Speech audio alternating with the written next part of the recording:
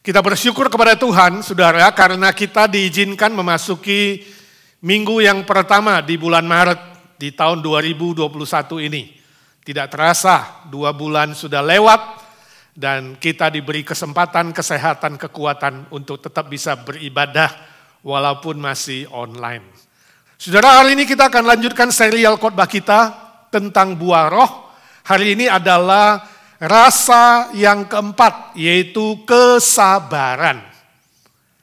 Saya dikirimin cerita seorang teman dari Indonesia.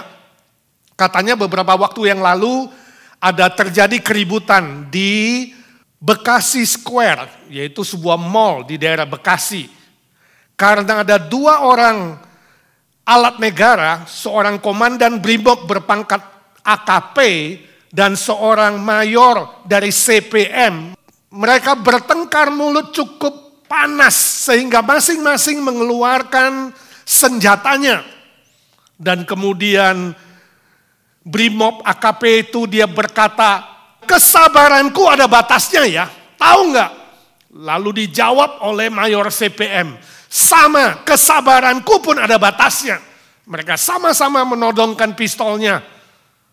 Dan orang-orang pada kaget di mall itu. Tiba-tiba seorang satpam, dia maju ke depan, dia ingin melerai kedua alat negara yang sedang bertengkar itu demi membela orang-orang yang ketakutan, takut kena peluru nyasar.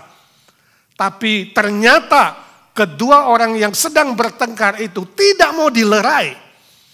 Akhirnya satpam itu mengambil langkah yang tidak terduga. Dia tampar sang CPM dan dia tampar juga sang Brimob itu. Akhirnya kedua orang itu menyarungkan senjatanya. Wow, orang-orang pada heran. Pas ada salah seorang wartawan hadir di situ.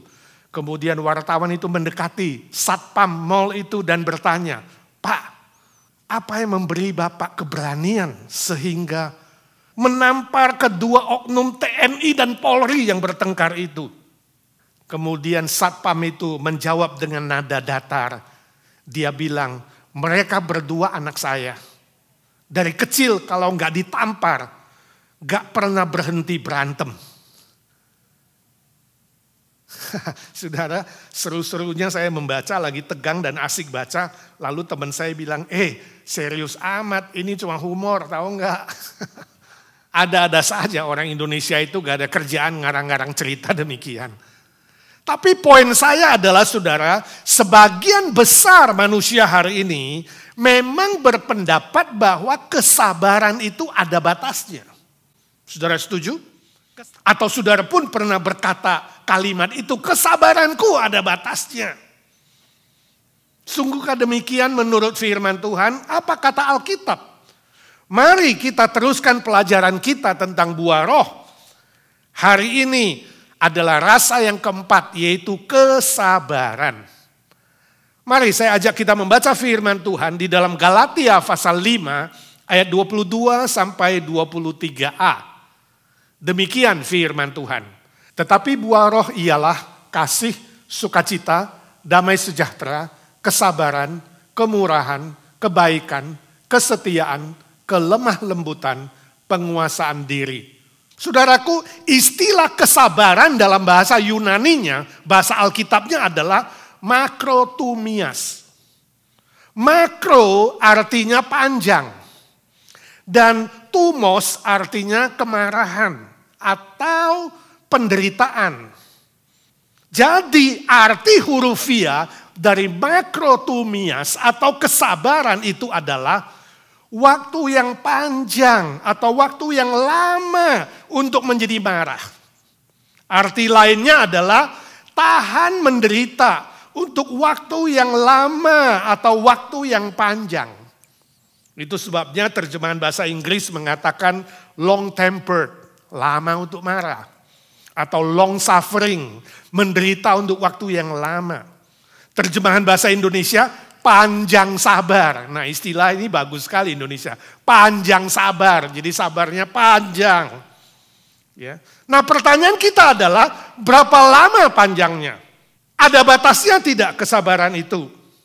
Suatu kali dialog dengan seorang jemaat, dia bilang, "Pak, apakah benar bahwa kesabaran itu ada batasnya?" Dia tanya saya kaget dan terdiam sejenak.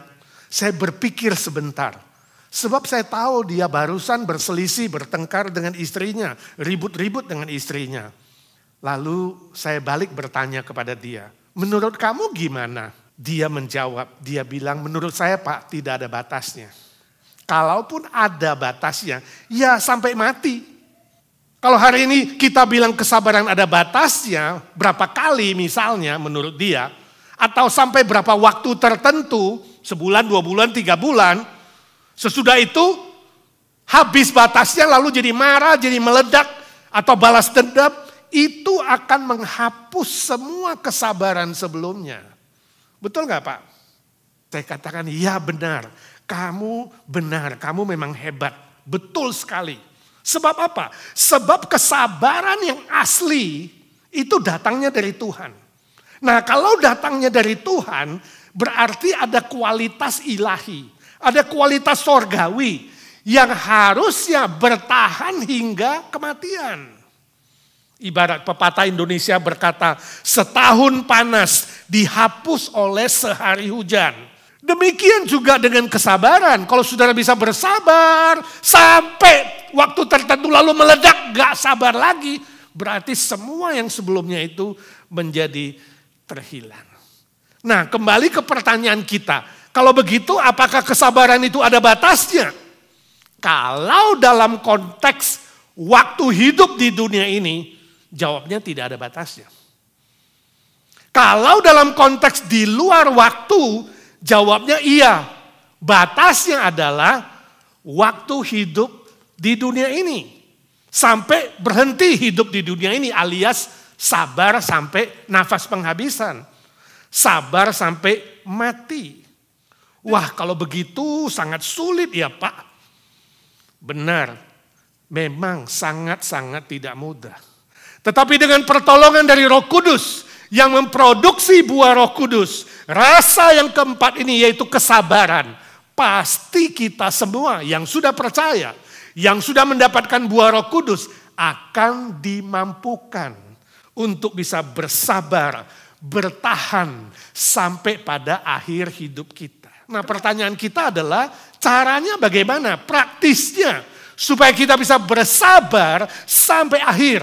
Bersabar sampai nafas penghabisan. Caranya yang praktis bagaimana? Yang pertama, pikiran kita harus mengingat pengampunan dari Kristus.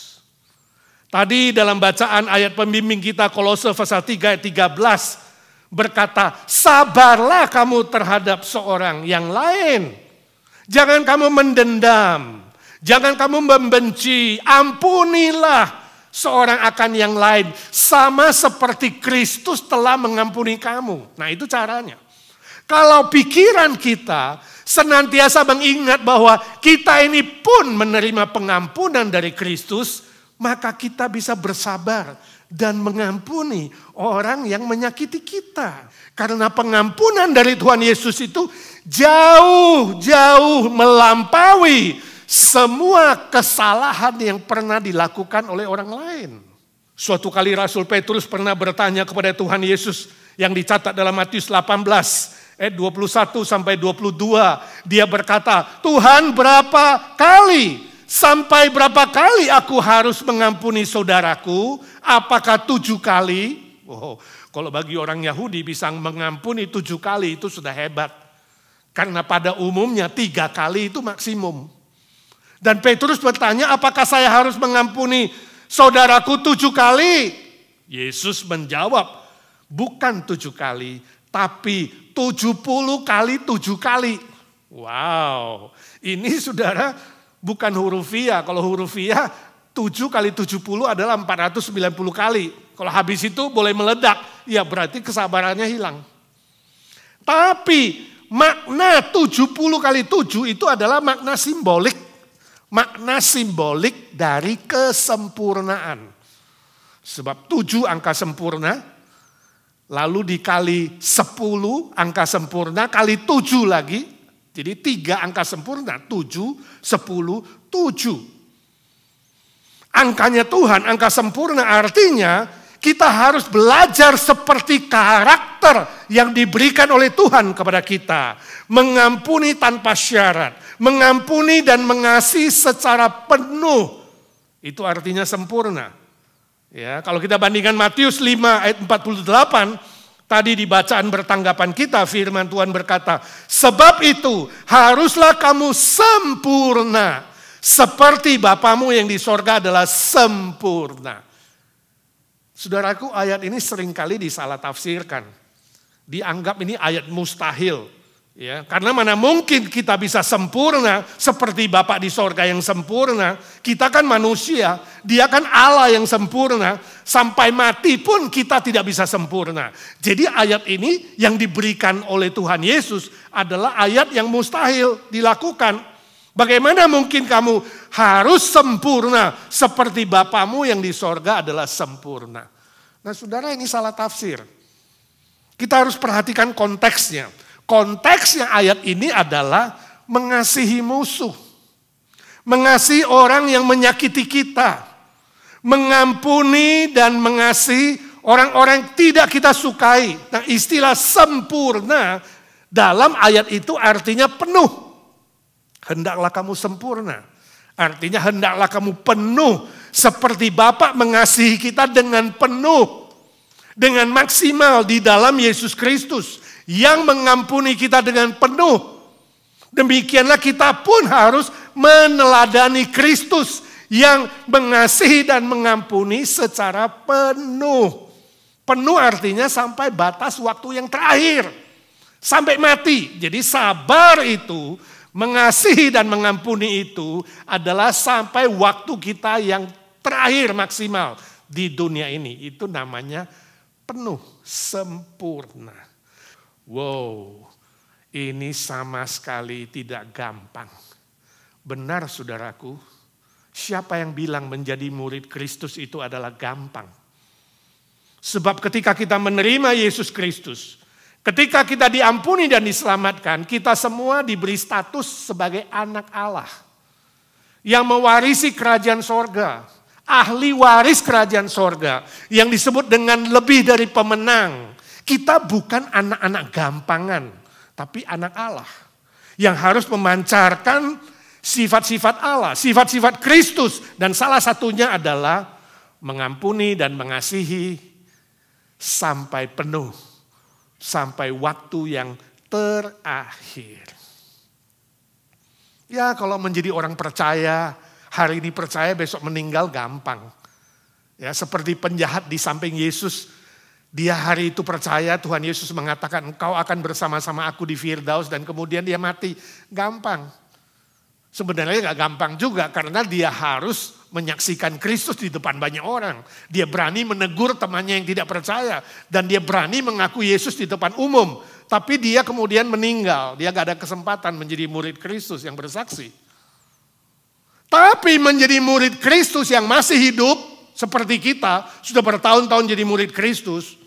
Dan kita harus berjuang di dunia ini. Oh, itu tidak gampang. Menjadi murid Kristus harus bayar harga yang mahal. Yaitu meneladani Yesus Kristus. Yang sudah lebih dulu mengasihi kita dan mengampuni kita. Sehingga orang lain pun bisa melihat dan merasakan dan menikmati kasih Kristus. Melalui kehidupan kita sehari-hari. Itulah harga yang harus kita bayar. Sebagai murid Kristus sepanjang hidup di dunia ini sampai nafas yang penghabisan.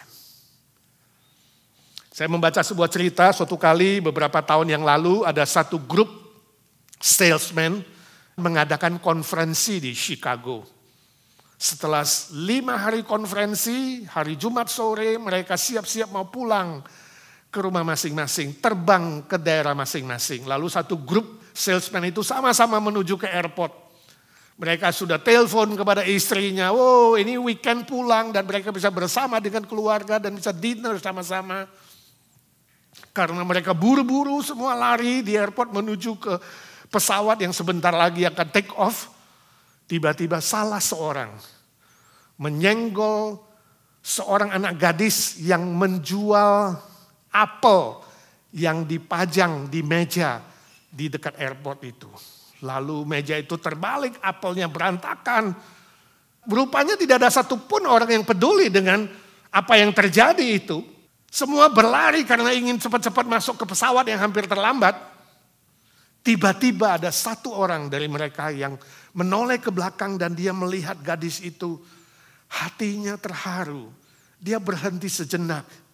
Dan setelah berpikir, dia kemudian berteriak kepada temannya. Hei teman, tolong telepon istri saya, katakan saya terlambat akan naik pesawat yang berikutnya. Saya akan balik menolong gadis itu. Lalu pria yang hatinya terharu itu dia balik kepada gadis itu dan menolong anak gadis itu memungut apel yang berantakan itu. Rupanya gadis itu adalah seorang gadis yang buta. Dia menangis sambil mencari-cari apelnya. Ada yang sudah hancur, ada yang sudah bonyok. Bapak itu kemudian membantu memungut semua. Dia katakan, sorry ya, saya minta maaf ya atas kesalahan teman-teman semua yang sudah tidak sengaja menabrak mejamu. Maafkan saya, maafkan kami. Lalu dia membantu memungut semua, membereskan semua. Dan kemudian Bapak itu mengeluarkan $40. Dia katakan, ini $40 untuk kamu, Dek. Untuk mengganti apelmu yang rusak, yang bonyok itu. Tiba-tiba gadis itu berkata, Pak, apakah kamu Yesus? Lalu Bapak itu menjawab, dia katakan, bukan, saya bukan Yesus. Yesus itu maha baik, Yesus itu maha peduli, maha kasih. Dia tidak mungkin akan melakukan kesalahan seperti ini. Saya jauh daripada Yesus, saya bukan Yesus. Lalu gadis itu berkata, tadi waktu saya mencari-cari apelku, saya berdoa. Saya katakan, Tuhan Yesus, bantulah aku memungut apel-apelku yang berceceran ini. Aku tidak bisa melihatnya. Dan saya bersyukur kemudian Tuhan Yesus mengirim kamu kepada saya. Dan membantu saya memungut semua apel-apel ini. Saya berterima kasih sebab kamu mendengar panggilannya. Untuk melakukan kehendaknya, menolong aku. Kemudian Bapak itu hanya terdiam, hatinya terharu. Dia berjalan dengan perlahan menuju ke terminalnya. Hari itu walaupun pesawatnya terlambat, walaupun dia terlambat tiba di rumahnya, tapi telinganya terus mengiang-ngiang dan hatinya terus bertanya-tanya. Apakah engkau adalah Yesus? Saudaraku, dunia yang buta terhadap kebenaran, menantikan kebenaran Kristus yang sejati, dunia yang buta terhadap kasih Kristus. Mereka membutuhkan contoh kesabaran, cinta kasih dan pengampunan dari Tuhan Yesus melalui orang-orang percaya. Supaya mereka boleh kembali kepada Tuhan Yesus, supaya mereka boleh mendapatkan pengampunan dan keselamatan. Permisi tanya, apakah engkau meneladani Kristus dalam kesabarannya, dalam pengampunannya, dalam kasihnya? Tapi Pak, kamu kan tidak mengalami seperti apa yang saya alami. Khotbah sih gampang Pak, teorinya mudah, tapi prakteknya sulit Pak. Kalau sungguh-sungguh sudah mengalami, sangat-sangat tidak mudah. Bagaimana kita bisa sabar terus-menerus mengampuni orang yang berbuat salah yang sama terus-menerus. Diulang-ulang, dihianati, dibohongi, ditipu, dipukul dan lain sebagainya. Bapak kan gak mengalami seperti saya alami. Hati ini sakit Pak. Terus-menerus, ibarat luka yang belum sembuh, ditoreh-toreh lagi, disayat lagi. Mana tahan Pak? Saudara, itu adalah ungkapan dari seorang ibu. Yang suatu kali saya berbicara, berdialog dengan dia. Dia bilang, Pak, saya sudah mengampuni suami saya 70 kali 7 kali 7 kali 7 kali 7 dan terus. Mana tahan Pak, terus-terusan begini. Soalnya suami saya tidak pernah bertobat. Dia tidak pernah berubah Pak. Dan sekarang doa saya sudah mulai bosan. Dan hati ini sudah kebal Pak, mana tahan. Saya waktu itu hanya terdiam, tidak respon. Dan saya manggut-manggut, mencoba simpati dengan perasaan dia. Lalu saya berkata, ya betul Bu, itu sangat-sangat tidak mudah. Apa yang Ibu alami itu sungguh-sungguh sangat menyakitkan. Saya ikut simpati. Tapi terus terang, balas dendam juga bukan caranya. Menyimpan kebencian, kepahitan terus-menerus, itu juga bukan jalan keluarnya. Kondisi Ibu memang sangat berat. Dan saya tahu sangat-sangat tidak mudah. Saya khotbah lebih gampang, teori lebih gampang. Tapi tidak mudah bukan berarti mustahil. Buktinya apa? Buktinya Ibu sudah bertahan. Saya bersyukur Ibu bisa bertahan sampai hari ini yang mengatakan sudah mengampuni suamimu 70 kali 7 kali 7 kali 7 kali 7. Terus banyak, terus menerus. Nah itu kesabaran. Saya tanya kesabaran itu datang dari siapa? Pasti Tuhan yang menguatkan Ibu. Pasti Roh Kudus yang sudah menguatkan Ibu. Sehingga Ibu bisa bertahan. Walaupun mengatakan mana tahan. Saya puji Tuhan Ibu itu tersenyum. Tanda setuju, ya. Lalu dia mengatakan, kalau bukan Tuhan yang tolong saya, memang saya tidak bisa tahan Pak. Ya, Tuhan yang beri saya kekuatan. Kalau Tuhan tidak beri saya kekuatan, saya sudah mau berhenti Pak. Sudah tidak ingin hidup. Dalam hati saya, wow Bu, jangan sampai bunuh diri. Ya. Saudaraku, saya tidak tahu dengan saudara. Mungkin saudara hari ini menghadapi situasi yang hampir sama dengan ibu itu.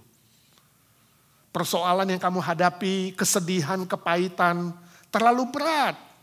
Sehingga saudara ingin berteriak, tidak tahan. Mana tahan? Suatu kali ada seorang pendeta yang memberikan definisi kesabaran. Ketika orang bertanya kepada dia, kesabaran itu apa sih Pak? Lalu dia berkata, kesabaran itu adalah bila saudara sudah tidak tahan, coba tahan satu kali lagi. Demikian seterusnya. Tahan sekali lagi. Sudah gak tahan, tahan sekali lagi. Sudah gak tahan lagi, tahan sekali lagi. Terus menerus, sampai terakhir. Ternyata bisa. Itu Tuhan yang memberi kekuatan. Bagus ya, kalau sudah tidak tahan, tahan sekali lagi. Itulah kesabaran. Ya. Inilah yang disebut dengan panjang sabar. Jadi sabarnya panjang sekali. Memang tidak mudah, tapi Roh Kudus bisa menolong. Roh Kudus yang memampukan sebab dia memproduksi buah roh itu.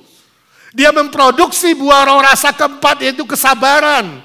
Yang sifatnya sorgawi dan ilahi. Dia memberikan kemampuan. Dan caranya adalah menolong kita mengingat. Jadi pikiran kita mengingat setiap hari.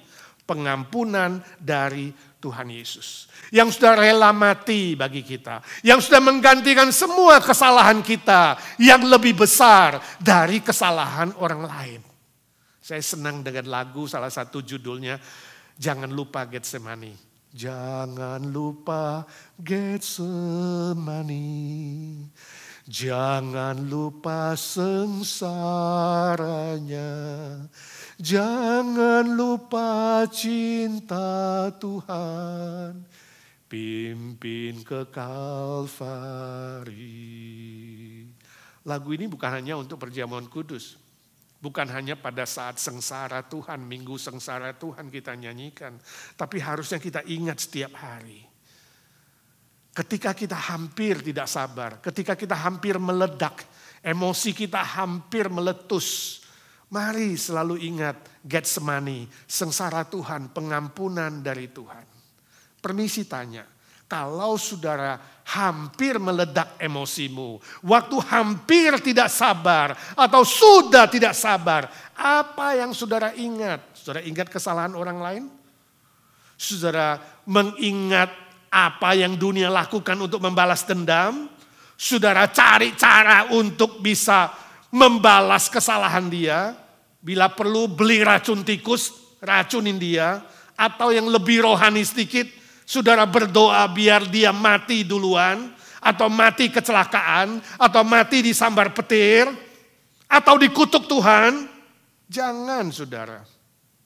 Jangan ikuti jalan dunia ini. Tapi ingatlah Kalvari. Ingatlah Getsemani, ingatlah salib Kristus, ingatlah pengampunan yang saudara terima, yang kita terima dari Tuhan Yesus. Maka pikiran kita akan dipenuhi oleh kesabaran, cinta kasih dan pengampunan dari Kristus. Amin. Yang kedua, mintalah hati yang lapang. Jadi yang pertama pikiran mengingat pengampunan Tuhan. Yang kedua hati harus lapang atau luas. Minta kepada Tuhan. Tadi dalam konteks Kolose 3 ayat 12 ayat pembimbing kita. Di situ dikatakan orang-orang pilihan harus mengenakan atau memakai pakaian karakter itu. Dan salah satunya adalah kesabaran. Ya, ada 5 pakaian rohani. Belas kasihan, kemurahan, kerendahan hati, kelemah lembutan, dan kesabaran. Nah istilah kenakanlah atau pakailah itu adalah ditulis dalam bentuk perintah. Jadi dengan kata lain kesabaran itu adalah sebuah perintah. Bukan pilihan, bukan tawaran, bukan himbauan. Tapi perintah dari Tuhan harus dipakai oleh orang percaya yang asli. Tidak bisa ditawar. Ya. Semua orang Kristen harus memakainya. Dan memang itu adalah produksi Roh Kudus. Kalau engkau sungguh orang Kristen yang asli, maka Roh Kudus akan memproduksi itu di dalam hatimu, di dalam jiwamu. Nah, saudara, untuk memakai pakaian kesabaran itu dibutuhkan hati yang lapang, hati yang luas. Dan ini adalah karya Roh Kudus. Sebab itu berdoalah dan mintalah kepada Roh Kudus hati yang lapang supaya kesabaran itu bisa diproduksi terus menerus secara kualitatif. Hati yang lapang itu bukan saja untuk memproduksi karakter kesabaran, tapi juga untuk menampung segala kesusahan dan penderitaan yang kita alami di dunia ini. Tidak heran definisi sabar tadi adalah lama untuk menjadi marah. Ibarat sebuah kuali raksasa. Saya ingin saudara membayangkan sebuah kuali raksasa sebesar lapangan bola. Dan dipanasi dengan kompor biasa yang kecil. Apinya kecil. Nah kira-kira berapa lama baru mendidih air dalam kuali itu? Mungkin berbulan-bulan, bertahun-tahun, mungkin puluhan tahun. Ya, lama sekali baru panas dan mendidih. Ya, saudara mengatakan, Pak, bagaimana kalau sudah mendidih? Walaupun lama sekali, apakah meledak? Oh tidak, kalau sudah mendidih diisi lagi dengan air dingin. Yaitu kasih Kristus, yaitu kuasa Roh Kudus. Jadi adem lagi. Ya, sabarnya bisa terus, dan terus, dan terus. Sebab itu mintalah hati yang lapang, yang luas. Luas sekali, lebih luas dari lapangan sepak bola. Lebih luas dari lapangan terbang, lebih luas dari lautan. Lautan Pasifik mungkin, lautan Atlantik. Berapa lama memanasi satu lautan Pasifik atau Atlantik? Mungkin sampai akhir hidup kita. Sampai nafas yang penghabisan.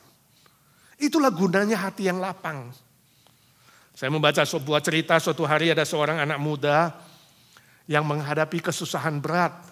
Lalu dia mencari seorang bapak tua yang bijaksana. Dia datangi dan meminta nasihat. Kemudian bapak tua itu mengambil sebungkus bubuk dan memasukkan ke dalam sebuah gelas yang berisi air dan kemudian diaduk-aduk. Setelah bapak tua itu menyuruh anak itu mengaduk-aduk, dia bilang, anakku sekarang minumlah air itu. Anak muda itu meminum airnya dan Pak tua bertanya, bagaimana rasanya? Oh pahit sekali Pak, airnya pahit sekali. Pak tua hanya tersenyum. Lalu dia mengambil sebungkus lagi bubuk yang sama dan dia mengajak anak muda itu pergi ke belakang rumah. Di belakang rumah ada sebuah telaga yang besar. Dan Pak Tua kemudian menaburkan bubuk itu ke dalam telaga itu. Dan dia mengambil sebatang kayu dan kemudian mengaduk-aduk air telaga itu. Setelah aduk-aduk, dia bilang sama anak muda itu, sekarang ambillah air itu, air telaga itu dan minumlah. Anak muda itu mengambil air telaga itu dan meminumnya. Lalu Bapak Tua bertanya, gimana nak, apa rasanya? Anak itu berkata, segar Pak. Kamu tidak merasakan kepahitan seperti tadi? Tidak Pak. Nah anakku, sekarang kamu dengar baik-baik. Semua kesusahan dan kepahitan di dunia ini ibarat bubuk kepahitan yang dimasukkan di dalam gelas. Tapi kalau bubuk yang sama itu kamu masukkan ke dalam telaga yang luas ini, yang lapang ini, maka kamu tidak merasakan kepahitan itu. Tapi merasakan kesegaran. Jadi pahit atau tidak pahitnya kehidupan itu tergantung dari wadahnya. Wadah dalam hatimu. Berapa besar hatimu? Berapa luas hatimu? Berapa lapang hatimu? Kalau hatimu hanya sebesar sebuah gelas, kamu akan merasakan kepahitan itu terus-menerus. Tapi kalau kamu buat hatimu seluas telaga ini, kamu tidak pernah merasakan kepahitan, tetapi rasa segar.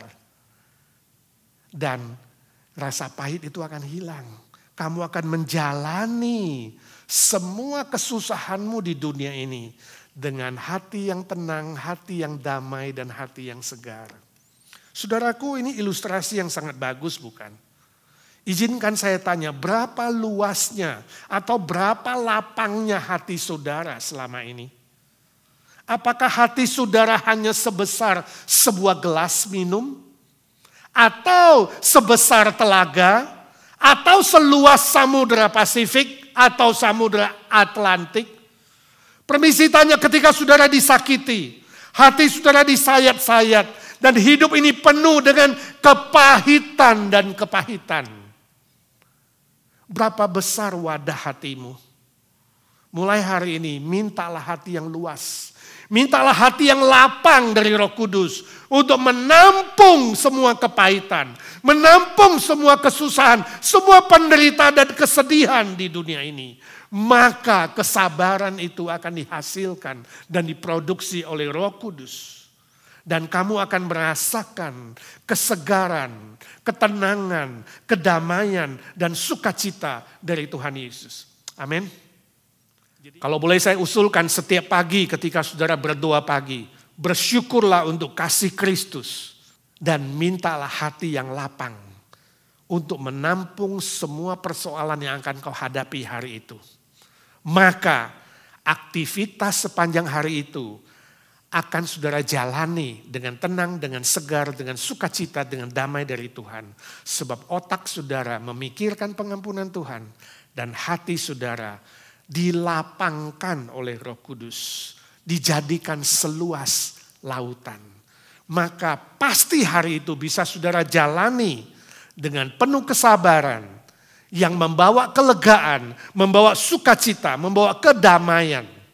Dan perhatikan saudara, jika setiap hari saudara jalani seperti itu, maka sampai hari terakhir saudara di dunia ini pun tetap memiliki kesabaran yang sejati itu bukan? Sebab kesabaran dari Roh Kudus itu adalah sampai nafas yang penghabisan. Amin.